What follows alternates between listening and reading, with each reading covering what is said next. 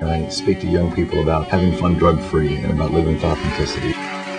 This is going to be way different than what you're expecting. My program is called Aloha, and it basically focuses on the formula for being your own role model. I use comedy to get the message across. Humor is the way to do it, in my opinion. This is my 20th year now doing this. It's been a great experience.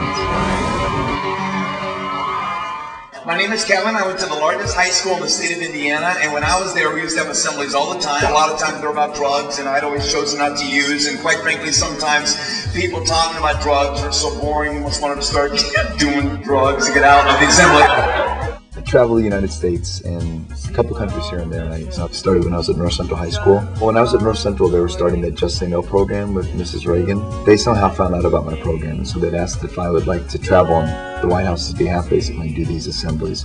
So it was great because I was missing class, and I had to know from the president to miss class. I do about 300 schools a year, and I've spoken to about 2,600 schools in the last 20 years. I speak to young people about having fun drug-free and about living with authenticity, but I use comedy to get the message across. Next time you go through a drive-through, if you can't understand what they're saying because the speaker's broken, have some fun.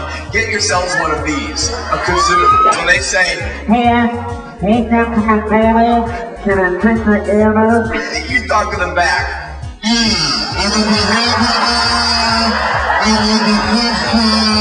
The frightening thing is they can understand you. But if you do that, you must do that at the drive-thru. Do you understand what I'm saying?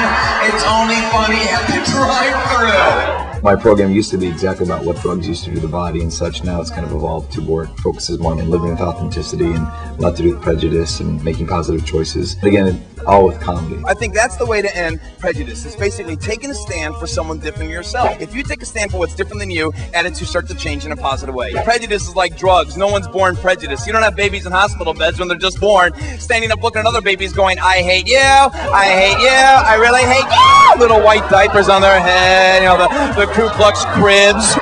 My program is called Aloha, and I talk about concepts I learned in Hawaii. Aloha to me represents having a good attitude. L stands for loving each other and yourself.